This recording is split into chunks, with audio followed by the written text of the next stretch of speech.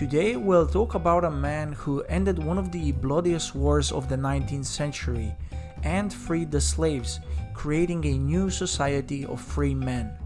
If you still haven't guessed who I'm currently referring to, let me help you a little bit. He was born in the 19th century, is well known for freeing the slaves and later being assassinated. He also spoke English. I'm of course referring to the Emperor Alexander II of Russia, a soy boy liberal Tsar who banged every maid he could before Rasputin made it cool. Sorry Abraham Lincoln, maybe next time. Picture this, the year is 1856 and Russia has been waging war on Crimea for almost 2.5 years. No, I'm not talking about this one. The Crimean War has been detrimental not only for the Russian Navy, which was by the way destroyed, but also for Russia's image. It showed everyone just how backwards Russia really was at the time. So one of the first things a 37-year-old Alexander did after he took the throne was sign a treaty to end the war. He also ended the Caucasian War, taking regions like Dagestan, Abkhazia and Chechnya. You know those regions you always hear about when shit goes down in Russia. Alexander II also expanded the empire deep in the south, taking the lands of Bukhara and Khanate of Khiva. You know, the modern-day Stani nations of Central Asia. But the story of Alexander II wouldn't be complete without some reforms and explosions. Explosive reforms, if you will. Yes, good. Explosions. Now, I won't go over all of them because I already did in this video right here. In fact, that's where you'll find anything you need to learn for school based with facts and explanation. You will also find the link in the description. Alexander's reforms were the most liberal reforms in Russian history, and the one he's most well known for is the one that ended the slavery. I mean serfdom.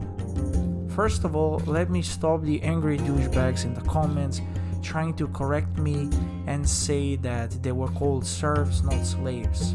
These people were pretty much somebody's living property with little rights, one of which was to pay taxes. So apart from being treated like shit, you also had to pay the Tsar. So yeah, they were pretty much slaves.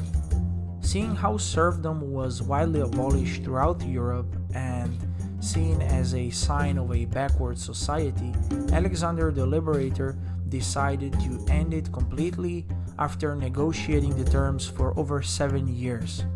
Millions of serfs were freed, changing the structure of Russian society forever. Tsar felt positive about it and the people loved him, and they lived happily ever after. Wait, no, that didn't happen. They actually tried to kill him 8 times, and the last one wasn't just a try. Turns out that freeing people who had nothing to begin with wasn't enough. You know, after years of torture and treating them like shit, just freeing them wouldn't do the trick. Wait, are we really not talking about America here? But the Tsar gave the former serfs more rights and loans to buy the land, you may say. Yes, but that ended up hurting them in the long run. And don't get it twisted, it wasn't the angry peasants who killed the Tsar, but rather a few angry liberal students.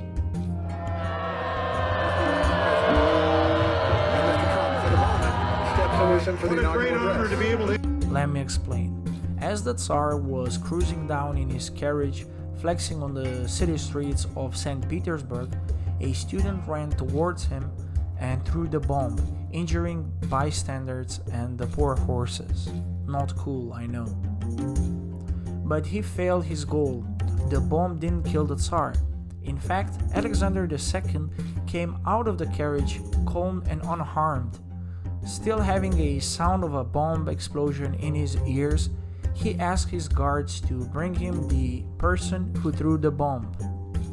When the guards brought the student, the Tsar looked him in the eyes and apparently said, "Thank God I escaped injury." But little did he know Another angry student, armed with explosives, ran up to him and blew himself and the Tsar in the air.